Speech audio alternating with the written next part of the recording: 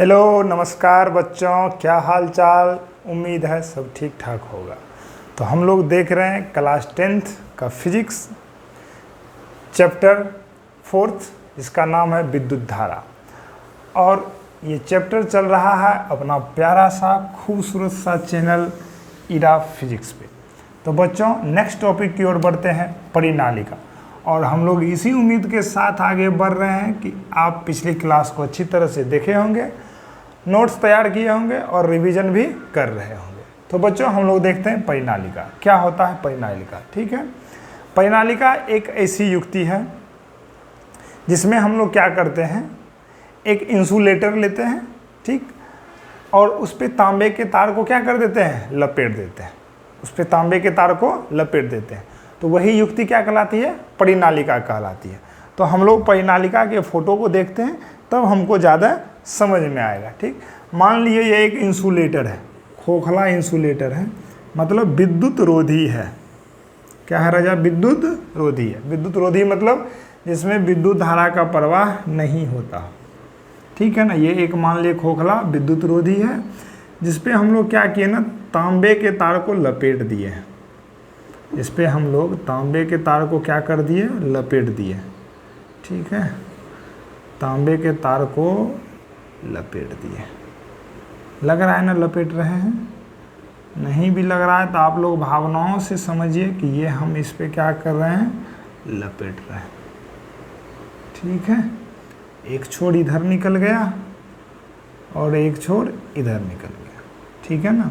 यही क्या हो गया, यही हो गया अपना परिनालिका। यही क्या हो गया राजा, परिनालिका। मान लीजिए एक छोर नीचे निकाल लेते, यही क्या हो गया अपना परिनालिका, ठीक है।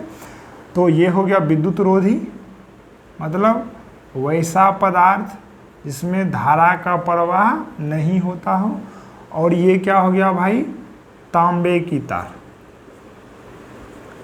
तांबे की तार, ठीक है ना। तो तांबे की तार को विद्युत रोधी पे यदि इस प्रकार से लपेट देते हैं तो यही युक्ति क्या कहलाती है, परिनालिका। यही युक्ति क्या हो गई, परिनालिका, ठीक है बच्चों। तो इसका परिभाषा अपने लोग लिख लेते हैं, परिनालिका क्या होता है। देखिए, विद्युत रोधी पदार्थ पर, विद्युत रोधी पदार्थ पर जब तांबे की तार को, जब तांबे की तार को लपेट दी जाती है, तांबे की तार को लपेट दी जाती है, तो वह युक्ति,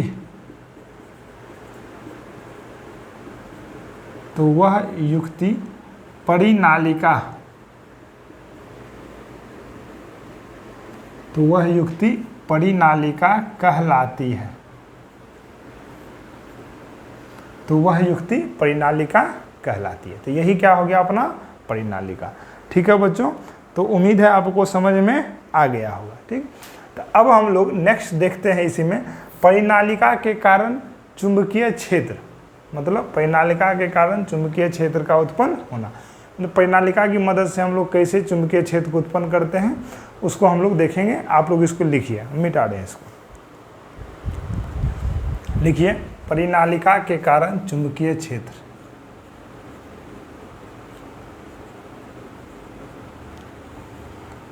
परिनालिका के कारण चुंबकीय क्षेत्र, लिखिए magnetic field, magnetic field due to solenoid, magnetic field due to solenoid, ठीक है बच्चों। देखते हैं, ओह परिनालिका के फोटो को भी मिटा दिए, फिर से हमको बनाना पड़ रहा है।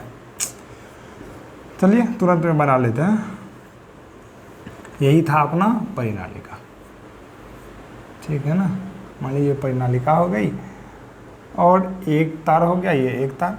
हम इसमें क्या किए ना, विद्युत धारा का प्रवाह कर दिए। हम इसमें क्या कर दिए, विद्युत धारा का प्रवाह। मान लीजिए स्विच को क्लोज किया तो हम इसमें आई धारा इधर से भेजी, जो ही इस परिनालिका में विद्युत धारा का प्रवाह होगा तो यह कैसा बिहेव करने लगेगा, चुंबक जैसा। कैसा बिहेव करने लगेगा, चुंबक जैसा। और जो ही ये चुंबक जैसा बिहेव करेगा तो इसमें क्या उत्पन्न हो जाएगी, चुंबकीय क्षेत्र। इसमें क्या उत्पन्न हो जाएगी, चुंबकीय क्षेत्र। तो इसमें जो चुंबकीय क्षेत्र उत्पन्न होती है, यदि हम उसको चुंबकीय बल रेखा की मदद से दिखाएं तो वो ऐसे उत्पन्न होती है, एक दूसरे के क्या होती है, समानांतर होती है। ये कट गया, कटना नहीं है, क्योंकि चुंबकीय बल रेखाएं कभी भी एक दूसरे को काटती नहीं है। ठीक है ना। ठीक, यही क्या चीज होगी, चुंबकीय बल रेखा। ये क्या होगी, चुंबकीय बल रेखा। इसकी दिशा किधर से किधर हो जाती है, नॉर्थ से साउथ की। मान लिए ये वाली नॉर्थ हो गई और ये वाली क्या हो गई, साउथ हो गई। यही हो गई कि परिनालिका के कारण चुंबकीय क्षेत्र। जब भी परिनालिका में हम विद्युत धारा का प्रवाह करते हैं तो वह चुंबक जैसा बिहेव करने लगता है और उसके अंदर, परिनालिका के अंदर चुंबकीय क्षेत्र उत्पन्न हो जाती है। और वो चुंबकीय क्षेत्र एक दूसरे के क्या होती है, समानांतर होती है। और समानांतर होने के कारण ही उसके अंदर जो चुंबकीय क्षेत्र की प्रबलता होती है, शक्ति होती है, वो क्या होती है, अधिक होती है। इन सारी बातों को भी हम लोग क्या करते हैं, लिखते हैं। ठीक है ना। इसमें विद्युत धारा प्रवाहित करने पर लिखिएगा आप लोग फोटो के नीचे लिखिएगा, इसमें विद्युत धारा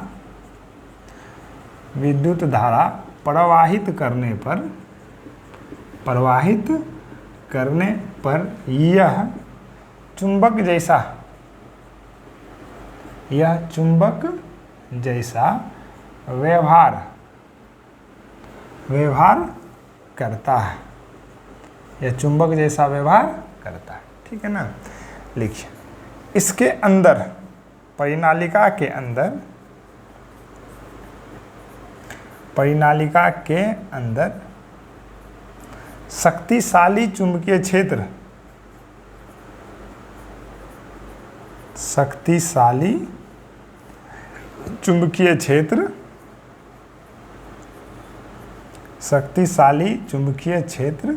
उत्पन्न हो जाती है। शक्तिशाली चुंबकीय क्षेत्र उत्पन्न हो जाती है। ठीक है बच्चों, उत्पन्न हो गई। शक्तिशाली चुंबकीय क्षेत्र क्यों उत्पन्न होती है, क्योंकि उसके अंदर जो चुंबकीय बल रेखाएं हैं वो आपस में क्या होती है, समानांतर होती है। ठीक है ना। परिनालिका के अंदर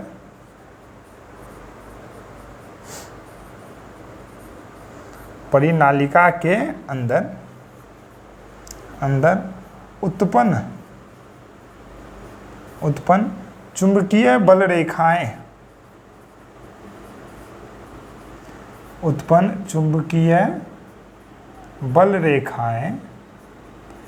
आपस में समांतर होती है।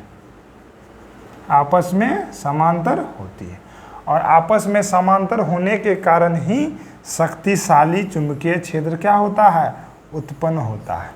तो उम्मीद है बच्चों आप लोगों को ये बात समझ में आ गया होगा कि परिनालिका की मदद से हम लोग कैसे चुंबकीय क्षेत्र को उत्पन्न करेंगे।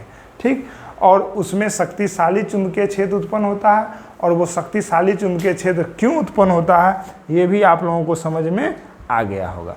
ठीक है बच्चों, तो नेक्स्ट अब हम लोग देखेंगे विद्युत चुंबक। क्या देखेंगे, विद्युत चुंबक। विद्युत चुंबक नाम से ही लग रहा है, जब विद्युत की मदद से चुंबक उत्पन्न किया जाता हो या चुंबक बनाया जाता तो उसी को क्या कहेंगे, विद्युत चुंबक। तो आप लोग इसको लिखिए, तब हम लोग बोर्ड क्लीन करते हैं। ठीक है।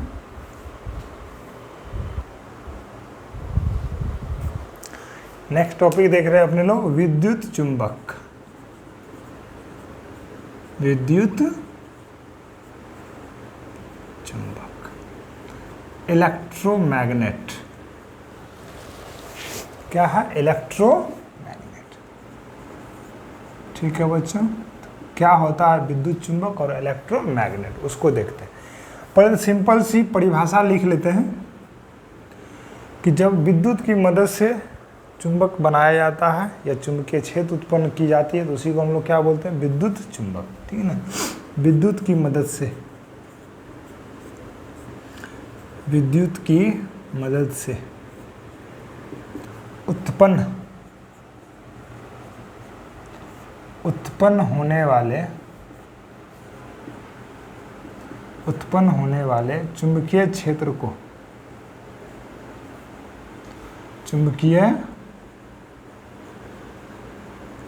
को विद्युत चुंबक कहते हैं, विद्युत चुंबक कहते हैं। ठीक बच्चों, समझ में आ रहा है? विद्युत की मदद से उत्पन्न होने वाले चुंबकीय क्षेत्र को क्या कहते हैं? विद्युत चुंबक कहते हैं। ठीक है ना?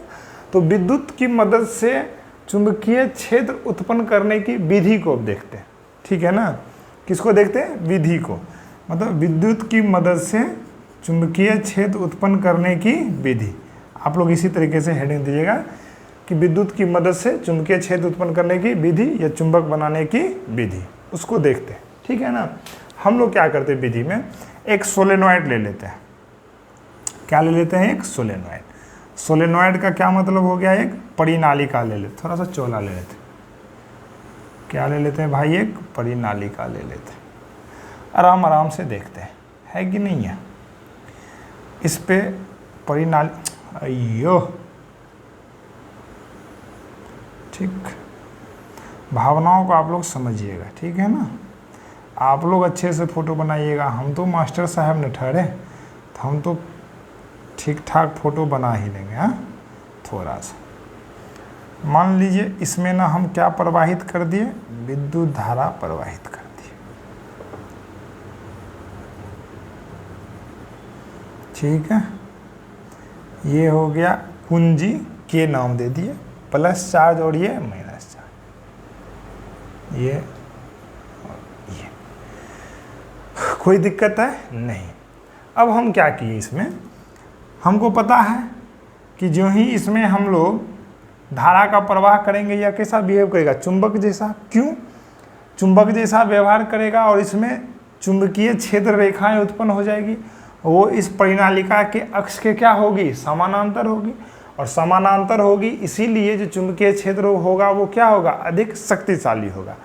अब हम क्या करते हैं, इसके बीच में एक ना हम नर्म लोहे को डाल देते हैं। इसके बीच ना हम एक किसको डाल दिए हैं? नर्म लोहे को डाल दिए।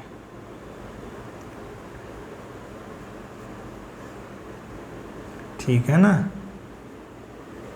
ये क्या हो गया?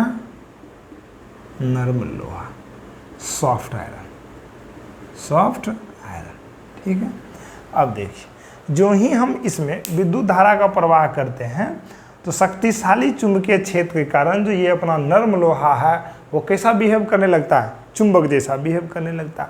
बस हो गया कि हम लोग विद्युत की मदद से क्या बना दिए? चुंबक बना दिए। ये नर्म लोहा कैसा बिहेव करने लगा? चुंबक जैसा बिहेव करने लगा। और सबसे बड़ी बात है कि इसमें चुंबकत्व, मतलब ये चुंबक जैसा तब तक ही व्यवहार करता है जब तक कि इसमें विद्युत धारा प्रवाहित होते रहती है। जो ही विद्युत धारा के प्रवाह को हम लोग बंद कर देते हैं, बस ये चुंबक जैसा व्यवहार करना क्या कर देता है? बंद कर देता है। ठीक है बच्चों, तो उम्मीद है आपको कि समझ में आ गया होगा कि विद्युत चुंबक क्या होता है और विद्युत की मदद से हम लोग चुंबक कैसे बनाते हैं। तो इन सारी बातों को अभी हम लोग क्या करेंगे? लिख लेंगे। आप फोटो बनाइए, हम ऊपर इसको मिटा दे रहे हैं, है कि नहीं है? लिखते हैं। लिखिए, विधि में लिखिएगा कि परिनालिका के अंदर नर्म लोहे को रखकर, ठीक है ना, इसके नीचे आप लोग लिखिएगा कि परिनालिका के अंदर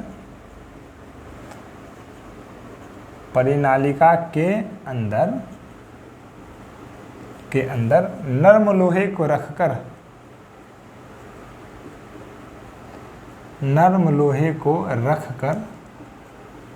ठीक है ना, परिनालिका के अंदर नर्म लोहे को रखकर विद्युत धारा प्रवाहित करने पर, वो ऊपर वाला दिख रहा है?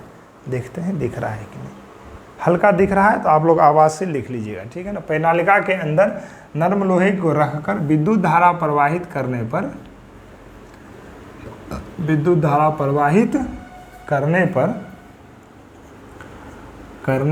पर शक्तिशाली चुंबकीय क्षेत्र के कारण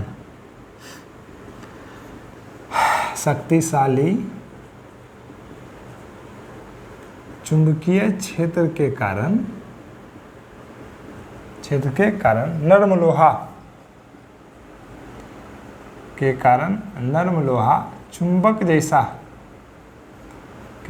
नर्म लोहा चुंबक जैसा व्यवहार करने लगता है।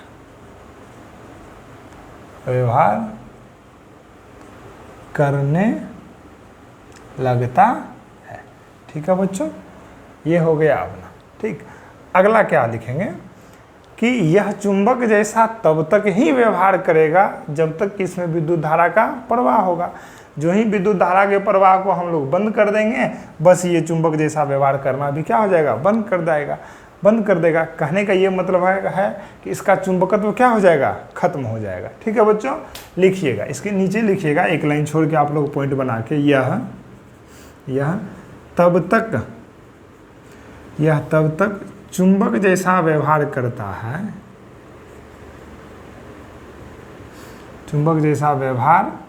है जब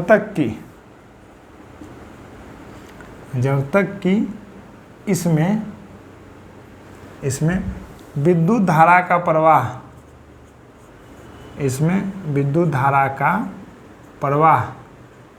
होता है। कहने का ये मतलब है कि विद्युत धारा के प्रवाह को रोक देंगे तो इसका चुंबकत्व भी क्या हो जाएगा, नष्ट हो जाएगा। ठीक है बच्चों, तो अब हम लोग देखते हैं, ठीक है, अब हम लोग देखते हैं कि इसका जो चुंबकत्व है वो किन किन बातों पर निर्भर करता है। ठीक है ना, विद्युत चुंबक किन किन बातों पर निर्भर करता है। ठीक, लिखिए परिनालिका, पहले आप लोग इसको लिख लीजिए। ठीक है, हम बोर्ड में मिटा रहे हैं, आप लोग स्क्रीनशॉट लेकर के इसको लिख लीजिए। क्या, तो बच्चों देखते हैं, विद्युत चुंबक की तीव्रता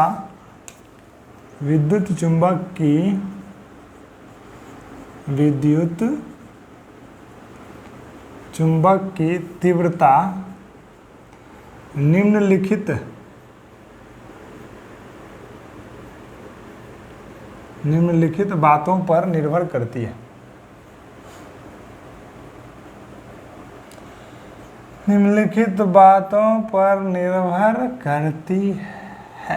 ठीक है बच्चों, तो पहला नंबर लिखिएगा किस पे, परिनालिका में फेरों की संख्या पर। किसमें, फेरों की संख्या पर। ठीक है बच्चों, तो इसमें हम लोग क्या लिखेंगे कि परिनालिका में जितनी अधिक फेरों की संख्या रहेगी इसका चुंबकत्व उतना ही अधिक क्या होगा, शक्तिशाली होगा। लिखिए,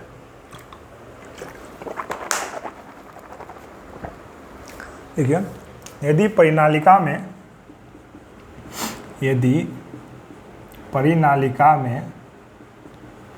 फेरों की संख्या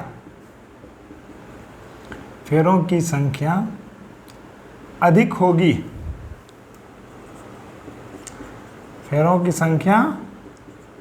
होगी,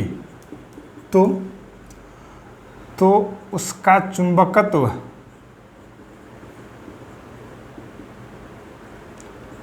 चुंबकत्व भी अधिक होगा।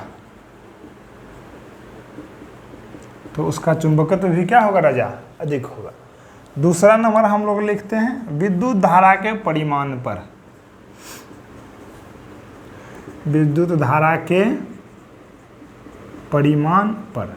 क्या हो जाएगा, विद्युत धारा के परिमाण पे जितना अधिक विद्युत धारा शक्तिशाली वाला भेजेंगे चुंबकत्व भी उतना अधिक शक्तिशाली। कम वोल्टेज का विद्युत धारा भेजेंगे तो कम ही शक्तिशाली होगा। बस उसी बात को लिखिए।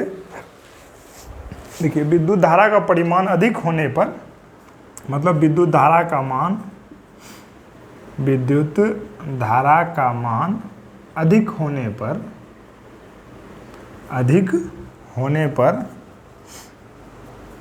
होने पर उसमें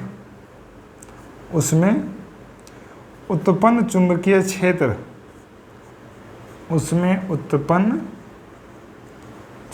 क्षेत्र भी शक्तिशाली होती है।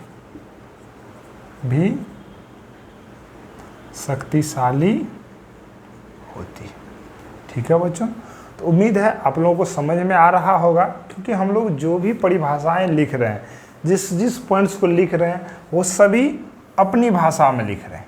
सब का सब देखो कौन सी भाषाएं हैं, अपनी भाषा है। किताबी भाषा एक भी क्या है, नहीं है। तीसरा नंबर लिखिएगा क्रोड के पदार्थ पर, क्रोड के पदार्थ पर, ठीक है ना। जैसे हम लोग जब नरम लोहे का क्रोड इस्तेमाल करते हैं ना, तो उससे अधिक शक्तिशाली, मतलब उससे अच्छा शक्तिशाली चुंबकीय क्षेत्र हम लोग क्या करते हैं, उत्पन्न करते हैं। मतलब अपना जो विद्युत चुंबक का पावर शक्ति निर्भर करता है, वो क्रोड के पदार्थ पर भी निर्भर करता है। मतलब जितना अच्छा पदार्थ रहेगा उतना अच्छा शक्तिशाली चुंबकीय क्षेत्र क्या होगी, उत्पन्न होगी। तो हम लोग लिखते हैं यहाँ पे क्रोड के पदार्थ पर, ठीक है। नरम लोहे का क्रोड इस्तेमाल करने पर, नरम लोहे का क्रोड इस्तेमाल करने पर, इस्तेमाल करने पर चुंबकीय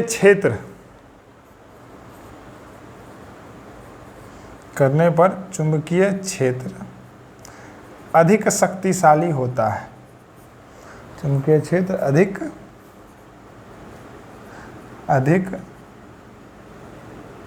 अधिक शक्तिशाली होता है, ठीक है बच्चों।